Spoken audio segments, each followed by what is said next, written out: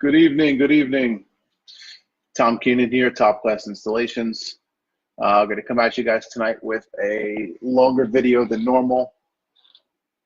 As promised a couple days ago, I said I was going to start bringing some more valuable content into the group. And I took some time and set aside a little bit of an agenda today that's going to go pretty deep on a couple of different things that we're utilizing to grow and scale top class installations. And just know that this right here is something that it'll work for any business, not just GPS tracking industry or installation business. This goes across for any business. So anyone who's looking to grow a business, you can put these techniques into place, and you could hire the right people to join your team. Kind of filter out the crap, to be blunt, and get the right people on the bus to help you on your journey. So let me dive in, and we'll get this started. So pretty much, we're going to discuss tonight, how my company, Top Class Installations, went from 2 people who were doing everything on now we have approximately 15 people on our team full time, and how we've kind of started taking these tasks and breaking them up. Everything that's laid out here is not how we originally started doing this. And if I had to do it all over again, I would definitely start implementing what I'm going to go over with you guys tonight much earlier than we did. We didn't start putting these processes into place until about, realistically, 2 years ago. And that's when we saw a major shift in the business. So let's get in here and see what's going on. So a couple things we're going to go over tonight is time study, how to study your own time, see where you're putting your time in, how to assess your personality. Don't mind my eyes moving over, guys. I got notes for tonight because we got a lot of stuff to go over. How to put a job ad together to attract the right talent. How to put a hiring funnel in place that is going to weed out the crap, stuff that doesn't fit what you're looking for. Automate it so you don't really have to do much to it except post the ad and follow up the people who follow your directions explicitly. How to get that information out of your head to start training your first assistant to get that stuff done for you, and how to better utilize your time doing the tasks within your business that not only you're good at, but you actually enjoy doing. Listen, if you're a business owner, small business owner, everyone knows this. You wear all the hats. You wear the marketing hat, the sales hat. You wear social media management in today's day and age. You're the website guy. You're the IT guy. You're doing all the billing, accounts payable, accounts receivable, all that stuff. So there's no way possible that you enjoy doing all of that. And as a single person or 2 people, you're just not going to be able to get all that done efficiently. There's going to be certain things that you're just not good at too. So those are the things you need to decide to pull out of your head and say, all right, is this a task? Is this tactical or is it strategic? Does this actual task make my business money right now? Is this the fastest path to cash? It's one of my favorite phrases right there. I learned that from a mentor a couple of years ago. Fastest path to cash. So what am I doing right now? Is this the fastest path to cash within my business? It's kind of how you got to look at a lot of things. So I'm going to dive into a couple steps, give you guys a couple tips, places you can pull some more info from, and basically how to get this ball rolling. So hopefully you guys will enjoy what we got tonight. So if anyone here is looking to onboard the right person onto their organization, whether it's the first person you're hiring or the 10th person, I suggest taking a step back and doing a personality assessment on yourself. I'm sure that a lot of people here have heard of the DISC test, and there's a whole bunch of other ones. And if you go the traditional route, they're actually quite expensive. 2 and change, 3 and change, some are monthly fees. And don't laugh when I say this. I know this, a lot of people don't like this guy and they think he's all foo-foo. But Tony Robbins actually has a free disc test assessment on his website. If you go to www.tonyrobbins.com/disc, DISC, there's a free link there for the test. You can take the test in less than 10 minutes, have your results back, and it's going to tell you a lot about your personality. And basically, there's different heights. So, you know, the D, the I, and the S, and the C are different, 4 different major areas within your personality that explain a lot about you. And when you get this result back, it breaks it down, and it's almost scary how accurate it is. So we've been utilizing this a little bit over the past couple of years. When we first started the process, myself and my partner Jimmy, we both took a disc assessment. I have actually retaken it recently because as you learn things, as you grow, as you evolve, the results of that test are going to change. So what might drive you or cause a reaction out of you, say 6 months ago, is going to be changed if you have opened your mind and learned new things as you move forward. So the first step here is go take a disc assessment and get those results. The worst thing you're going to have to deal with for this free disc assessment is you're going to get onto Tony Robbins' mailing list, email list, and you're going to get emails. So worst case scenario, you just unsubscribe and you have a free test that's worth, you know, $200 and something. And what you want to do with this test and the results is see where you are, see where you're strong and where you're weak, because you're not going to be strong and even keeled across all 4 for the most part. Most people aren't. And what you want to do is, especially if you're looking for that first person, let's say you're a one-man show and you're looking for your first assistant, you want to hire someone or look for someone who has the opposite. So if you're a high D, which is more like an alpha male or an alpha human, I'm not saying yes or no to male, female. Basically, you're not going to want to hire someone who mimics your test results. You're not going to want to go and hire or bring somebody into the team who's also a high D. And if you do, you're going to clash, and there's going to be, it's going to be, you know, banging heads nonstop. And it's a quick way to avoid that by just taking a simple test that costs no money. So I'll give you, for instance, myself and my partner. If anybody here knows us who's ever met us in person, and I know there's a couple people on the video right now who do know us, we're complete opposites, and that's one of the reasons why we work together so well. I'm an ultra high S, and he's an ultra high D. So it's like yin and yang. We work together very well. So when you take this test, you get the results. Whatever your result is, keep track of it. You know, it gives you a printout, a PDF. It tells you what's what. And when you're looking to hire new people, make sure that they're taking this test, and you're looking for someone who has the opposite personality assessment scores than you do. And you'll work much better with that person without going against the grain and shoveling shit against the tide, to be quite honest with you. So there's a couple other ones. There's a Colby index. There's a zillion different tests. If you look at those other ones, you're going to pay for them. So like I said, the Tony Robbins is cool because it's free. All right, the next step that you're going to do, this one sucks. Flat out going to tell you, because I've done it already. And when you're a busy person, a busy business owner, you're going to say to yourself, there's no way in hell that I have the time to do this. Especially for you guys out there who are on the road, who are turning a wrench and twisting wires yourself, you're going to be like, man, there's no way I'm going to do this. Now, there's a couple different ways to do it. I've heard some other business owners doing a little bit different method than what I'm going to share with you, but I'm going to share with you what I did. And I was pretty much blown away by the results. So I downloaded a free app. You don't need to use an app. You can use a pen and paper. You can use notes on if you use an iPhone or whatever phone you want, Evernote, iNotes. Basically, what you're going to do is a time study. And this time study should last 2 weeks. I think 2 weeks will give you a really good overview of where you're spending your time. You know, as an entrepreneur or a small business owner, most likely you're not going to have time management because you're too busy working.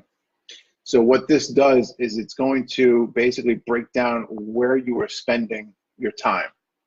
and then we're going to break it up and we're going to put it to different columns, different piles. So the way that I've done it in the past is basically record your time or your task every 15 minutes for 2 weeks. Yes, you're going to miss some. Obviously, this doesn't have to be perfect. You're looking to get a good overview of what you're doing with your time. So, for instance, I found a free app in the App Store. I'm an Apple guy, so hate it or not, that's what I use. And I found a free app and put it on the phone, and I was able to kind of key in my time. And basically, it was an app designed for keeping track on projects for customers if you're gonna charge them money. And I was able to keep track of my time. So what I did was I broke down 3 different columns, and I put those columns were labeled as $10 an hour tasks, $100 an hour tasks, and $1,000 an hour tasks. So basically, now you take this time study, and every 15 minutes, you're going to write down, all right, this is what I did. I installed, GPS unit from this time to this time, on site with a customer, had a conference call at this time, had a call with my website developer at this time. And you're going to lay all this stuff out. Spent time with family at home, went to the gym. That's important stuff too. You guys got to worry about yourselves too, because it has a lot to do with your mental clarity and how you're going to produce and be good at your job. You have to spend time on yourself too. You can't just work nonstop. And I'm telling you that from experience, because I've injured myself more times than I'd like to admit because I've overworked. But that's a whole other story. So anyway, do this time assessment. Take the time, get it done. It doesn't have to be perfect. It has to give you a general overview of what's going on. So you need to then take that time assessment once it's done and start breaking all of those times you have knocked down into those different columns. So you're going to say, all right, I did a GPS installation today, and I'm going to put that into the $10 an hour task bucket. One day you might say, I installed a dash camera. That might go into a $100 an hour task bucket. The next day, you wrote a business plan. Well, guess what? That's going to go into the $1,000 an hour task bucket. If you spend any time with a business coach, that's going to go into a $1,000 an hour task bucket, because that is a strategic maneuver that you're working on the business. Now, let's say you land a project and you had a call with the GPS company or a camera company, and they want to give you 1,000 installs over 3 states. Your time spent on that task right there, that's a $1,000 an hour task. So you're going to break down where you're spending your time on these tasks, and you're going to figure out, all right, well, what am I doing here? So for instance, think about it this way. This is a real eye opener for me, because I know a lot of people in this line of work, we travel a lot. The number I'm going to throw here is probably nothing compared to some of you guys.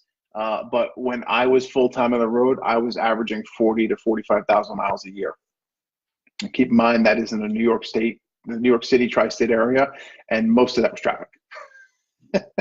So I know a lot of you guys do a lot more mileage than that. But basically, if you're spending time in the car, I mean, that's going right into a $10 an hour task time, because you're really not making any money. Granted, you're going to a job site, you're coming over from a job site, so it's all related, but your time is definitely better spent if you were sitting on a conference call with a vendor who's going to give you a 100-unit install project.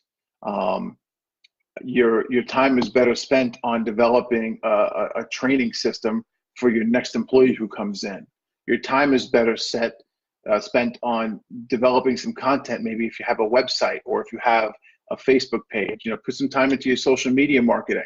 It's free and it's so easy to do these days. Put some time into it.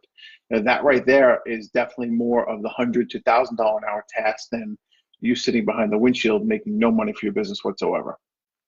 So, and granted, take it with a grain of salt, because traveling is part of what we do in this line of work. So basically, now you got this whole thing done. If you want to go a step further, you can take those tasks and you can break them down into tactical versus strategic.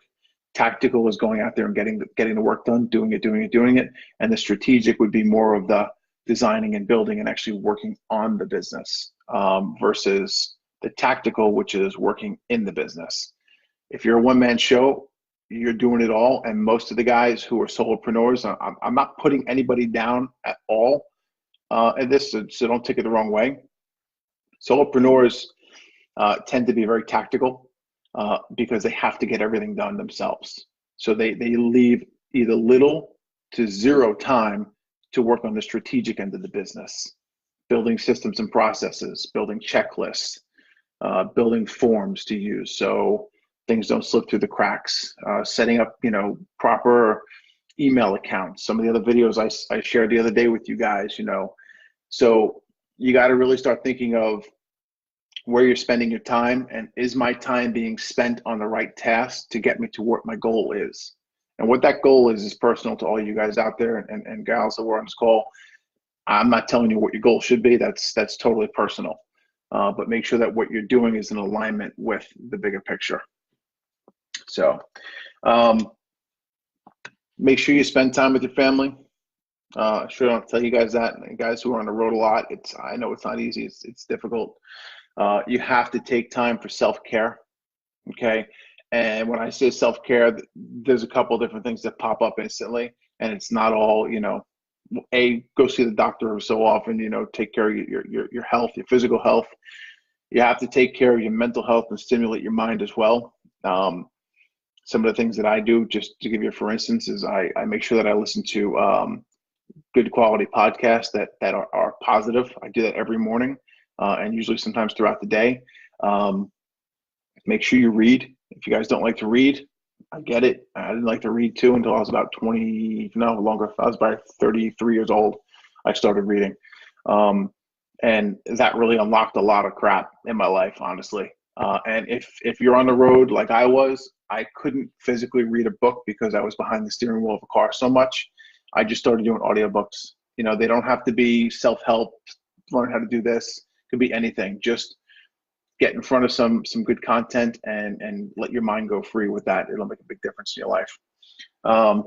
Exercise, meditation, even something as simple as going to get a massage is, no funny jokes there, guys.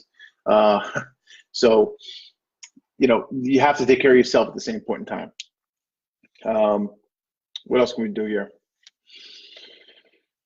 So when you go through this list and have everything laid out, you need to start also marking down of those tasks that you did, which ones you enjoy and which ones you can't stand. So for instance, I got to a point where I was not loving installing anymore, although I consider myself a pretty decent installer. I did not love being behind the wheel, but I did love the business building aspects of owning a business. I enjoyed building the systems and processes. I enjoyed putting the checklist together. And that all goes back to the personality assessment, because the personality assessment, if you look at it, it flat out says right in the assessment that this person likes to do, systems and processes and build checklists and do all that kind of crap. Whereas if you look at my partner Jimmy's assessment, he can't stand doing that stuff. But everyone has a system and process, whether you know it or not. All right, so let's go back to my list here and get me back on track. All right. So once you have this time assessment done and you figure out what tasks you don't like and what things aren't necessarily making you money, which are a lot of the tactical things. For instance, like if you're writing an email to someone and sending it off, you're not necessarily making money from that email. If you're sending an update out to a GPS company of work that was completed that day, you're really not making money. Granted, again, take it with a grain of salt. You need to do this stuff in order to continue feeding the machine and getting that money in, but that might not be where your time is best spent as a business owner. If your talent and your true love and your drive is going in the field and putting the crap in the vehicle, well, then focus on that and hire someone in who's going to be able to take over those tasks to, let's say, do your billing, your updating, sending out, follow-up emails with customers to make sure you have less no-shows, that kind of stuff. So once you figure out the tasks that you want to give off to somebody else, you're now going to start making a list And though this first list of stuff that you come up with, that's going to be your first job ad. That's what you're going to post. So take this, clean it up, make it look good. I recommend using bullet points. And you're going to create this list. And now it comes time to putting this out onto a paid platform, whether it's Craigslist, Indeed, ZipRecruiter, Monster. It's just a handful of some of the ones we've used. And we've actually used social media very successfully. We've used Facebook, gotten some people in. LinkedIn, not so much, to be honest with you, even though it's more business-based. But I do recommend putting some money behind your hiring ads in order to get them in front of the correct people and more people. Lately, we've been using phone sites with Facebook ads, and it's blown away anything that we've ever done before with Indeed, ZipRecruiter, or Craigslist. And we're spending a lot less money on those ads. I'll give you a quick story. I once spent $765 in 1 month on ZipRecruiter ads, and I got this out of it: zero. Crap, absolute junk. I was getting hires in from or applicants in from IT jobs and home security and cable installers, and it was people who knew nothing about our industry. And I basically just took almost $1,000 that month and lit it on fire. So if I can save you guys some of the time, the trouble, and the headache of doing that, then just don't do it. In my opinion, I have found that ZipRecruiter, Indeed, those sites don't work well hiring a skilled technician. However, we have had excellent success hiring our office staff off of those sites. So don't write them off completely. Just be cautious on the role that you're choosing to be placed on what platform. So again, we've actually had really good success with technicians off of Facebook. We've had really good success off of our office staff being hired off of Indeed or ZipRecruiter. All right, little side note there. I figured I'd give you guys while we're at it. All right, so get that job ad on, post it on the job board, spend some money on it. It doesn't have to be a lot. All right. Here's the next bit of information that I don't think many people do. And this is going to save time. Okay. The next thing that you need to do is you need to create a hiring funnel that weeds out all of the bullshit and the crap. Okay. That's just me being honest. So another way to put this is you need to create hoops in order for your applicants to jump through just to get on the phone with you. I'll give you, for instance, we placed an ad about probably a year ago, maybe more, looking for an office person, installation coordinator on our team, actually. We put an ad on Indeed, and we literally had probably 250 to 300 applicants apply for this job. What wound up happening was one of the people on my team wound up looking through each of these applicants on a daily basis that came through Indeed. And if the resume looked great, it was, click yes, start a phone call, start the whole process. And honestly, it took forever. It took a lot of time. So here's the revised method that we've implemented with success recently. And there's definitely some other businesses who are doing it this way. So you're going to create this ad, and you're going to ask some very specific things out of the people who apply for the ad. So if any of you have ever seen a job ad on Indeed, ZipRecruiter, or the liking, there's usually a button there that the applicant clicks, and it just says, upload my resume and send this off. That's exactly what you don't want, because you're going to get buried in a pile of mostly shitty resumes of people who just are not the right fit for your company. So when you're writing out that job description on that platform, you're basically going to give some specific instructions. Number one thing that we always do is we have a specific email address for all new hires to come through. So just to give you a couple ideas, you can use a support at your domain name. So we have support at Top Class Installations. You could use, HR at whatever your company name is, .com. That's a couple of things we do. And basically in the job description, you're telling the applicant, all right, don't send your resume here. We want you to manually type an email to this email address and attach your resume. The next step, or the next thing you're going to list on that ad is, on top of that, on top of you sending the email, we want you to go and take a disc assessment at the free disc assessment that I listed a couple minutes ago. And when I'm done with this, guys, I'll post up a URL to that, and that way everyone has access to it.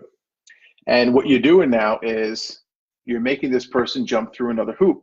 They have to go and they have to take this test, right? If they don't take this test and they send you that email with no results, because you're emailed the PDF within 2 minutes of taking the test. If they don't attach the PDF with the personality test assessment results, you don't even look at them. Just delete the email.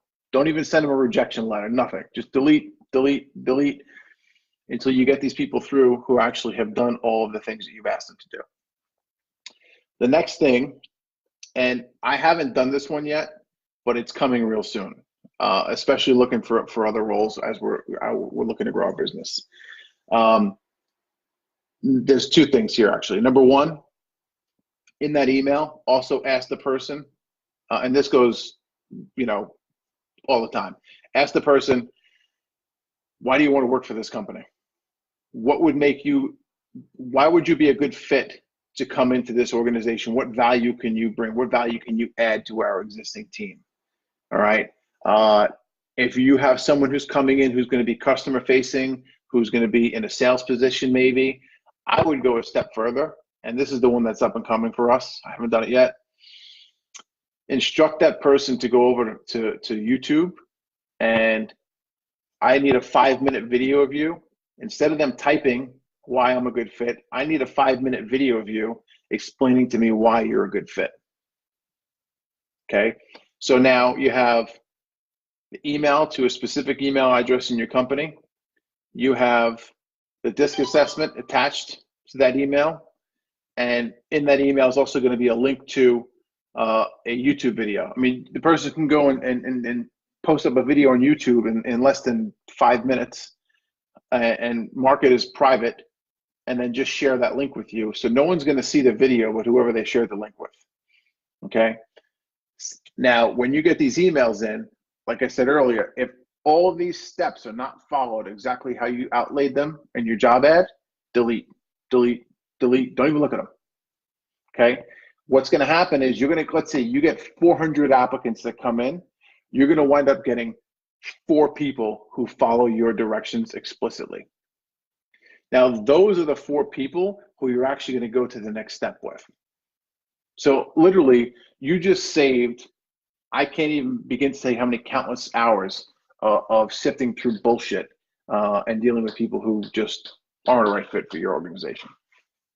All right, so now you have those 4 applicants left, and now you're going to start going through. So the first thing you're going to do is, let's say you have these 4 people, you're going to open up and look at their disc assessment or whatever personality test you decide to use. Look at that disc assessment. Does it line up with mine exactly, or is it somewhat opposite? Because like I said earlier, if it lines up exactly, knock them out of the way because they're not going to work. Guarantee it. Now, when you find someone who is somewhat of an opposite or the complete opposite, that's the one you're going to take to the next step. So you might have a handful of them, you might have none, you might have to wait for more to come through. It's just part of the process. So now, when you have this assessment here, and the person's aligned, or actually the opposite of aligned with you, now you're going to go and if you go the YouTube video route, check the YouTube video, make sure they have what you're looking for. If they wrote a reply saying, hey, this is why I'm great for your team, excuse me, make sure that that it works well for what you're looking for as well. And the next step is now get that person in and go for an interview. We actually have a documented process from there on out to go through an interview with people that we're onboarding. I'm not going to bore you guys with it tonight because it's enough content for a whole other video. But it's another way to keep weeding people out. All right, so now you've got the person here. Let's say you get them in, you get the interview going. At this point, honestly, it's just as much as them interviewing you as you interviewing them. Let's say you bring them on, and if you're a solopreneur at this point in time, you're doing everything yourself. you have to, whatever task it is that you're looking to give off to this person, you have to get them trained. Like at this point, you have no training in place. You have no systems, no processes. If you're a high D, like a lot of you guys are in this group, you're not going to want to build that crap. All right. So get these people behind you, have them watch you. So let's say it's billing, have someone watch you, or let's even say scheduling. You know, have the person go behind you and start documenting what you're doing. So you'll sit there. Let's say you're in the office one day and you're scheduling for the next week. Sit there, go through your portals, your emails, whatever, whoever you're doing the work for, however the work comes into you. Go through it, train the person on the steps. And what you're going to do is say, hey, you know, new hire, whoever you are, you know, Joe, Jane, whatever your name is, you know, start listing out the steps of what I'm doing. You know, step 1, you know, go into such and such portal. Step 2, get the work. Step 3, call the customer. Step 4. And what you're going to ask that person to do is, after the first couple of days, is, all right, give me back the steps that I'm doing and give it to me, and I'm going to review it. And what you're going to do is you're going to go over that list and you're going to review it, and you're going to say, all right, well, you missed something here. Between step 3 and 4, I always text the customer before I call them. I'm just giving you figurative crap here. All right, so go through that list. Now, once you go through that list, give it back to the person. And this does not have to be pretty. It doesn't have to be fancy. You don't need your logo all over it and that kind of crap. It just needs to be something that's functional. All right. You can do this so easy in Apple Notes. It's not even funny. You guys can use Evernote. You can do it in Evernote. It's a piece of cake. You're basically just going to make checklists. That's all you're doing. You can do it in Word. You can do it if you're using Google stuff. I mean, there's 1,000 different ways to do it. Even a basic ass piece of paper and a pen will work. So get this whole checklist going off and go through it, revise it. And now you're going to have that list in front of you. The next time you go to do that task, you're going to take that list and you're going to start following the process. So let's say you're doing scheduling and you're calling the customer, the point of contact, to see if, you know, a date's available. You know, have that list in front of you and start going through the checklist of everything you need to go through while you're doing that, and make sure it works properly. The key to doing this, all right, especially with today's technology, is record everything. Shoot videos. It's so simple. Like it's so simple, it's disgusting. Every computer out there these days has QuickTime built in. You can do it with QuickTime. You can record your screen with softwares like one we use all the time over here is Loom.com. Loom is free, and let's go to Loom.com. It's a Google Chrome plugin, and you can record your screen and yourself as you're doing things. If you use Parallels for Mac like I do, it actually gives you a toolbox that opens up and it gives you all these cool screen record options. There's other stuff out there like ScreenFlow, Camtasia. Those are all paid pieces of software. On average, you're probably going to pay $100, $200 for the year. But if you're now documenting everything that you do, let's say you go away for a trip for 2 weeks, whether it's personal or business, you now have something for that person who's working for you to watch, and they're seeing exactly how you would do it. So they can continue to build out the systems and processes. Now you give this work over to this person and say, every time you do this job for me, follow this checklist. Step 1, 2, 3, 4, and 5 have to get done. Now, at this point in time, you just built your first system, process, and checklist. Okay? So it's a really long task to go through, and honestly, it takes forever. But the whole idea here is to rinse and repeat. So now, what's the next task that you do all the time? Like I said earlier, everyone here has a system and a process for everything that they do. You know, if you get on the phone and you talk to customers all the time, you have the phone call scripted in your head already. You just don't realize it. So if you have somebody else who's recording this or using video to record this, you're going to have all this information and you're going to be able to document this over and over and over again. You have to start doing this. You have to start systematizing everything and building processes for everything that you do within your business. Basically, what you're doing is you're pulling the genius out of your head and putting it on paper. Once you have the genius of yourself on paper, and everyone here is a genius, I don't care what it is, okay? Everyone here has got smarts. Pull that genius out of your head, put it on paper, and now give that task off to somebody else. So now you can start doing this with other hires within the business too. So your first assistant might get super busy where, oh my God, I can only do so much scheduling and so much billing in one day. All right, now we need to figure out a way to separate those two departments. Like for instance, in Top Class, we have a scheduling team, we have a billing team. So that might be one of the first things you do. So, we hire installation coordinators who handle all the day-to-day interaction with the customers, booking all the work. And when the work is submitted by the field technicians, the billing team takes over and closes out all the work orders. So that's one way you can do it. So when it gets back to capturing these videos, and my team will tell you, we have a bunch of videos that we have hosted privately. We use Vimeo mostly for our all the business videos that we host, just because it keeps the quality better, keeps the quality at HD, whereas YouTube kind of knocks down the quality. We pay yearly for Vimeo. It's like $100, $150 for the year. It's almost nothing, and you can customize them a lot better as far as integration purposes and embedding the videos. So you're going to eventually build a substantial video library, and you're going to start categorizing things in there. And as you bring on new hires and new people to your team, instead of you physically sitting down and training that person from start to finish, going back to the time assessment, every hour you spend training someone, it's a tactical thing, and you're really not making money for your business. So if you're spending a week training someone, how much time did you put into them? Where you could have been over here, let's say, completing 150 installs within that week and really turning a profit for your business. Or you could have been on a phone call producing sales, for your business and making, $1,000 an hour tasks happen that way. So if you have these videos documented, you have it in a library, it's there forever. Someone can always go back into it and relearn your steps and your processes. And listen, man, you can have a video that's 5 years old. It's still, for the most part, it's still going to be somewhat current and functional for your organization. Maybe some terminology changed, maybe some company names changed, but so what? That's kind of what happens. So, sorry, I get notifications over here.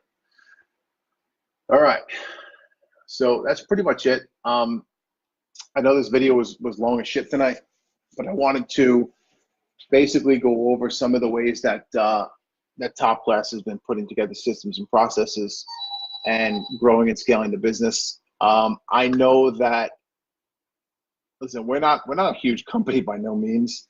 I'm sure there's a lot of guys out here who know way more about this, even in this group, than I do.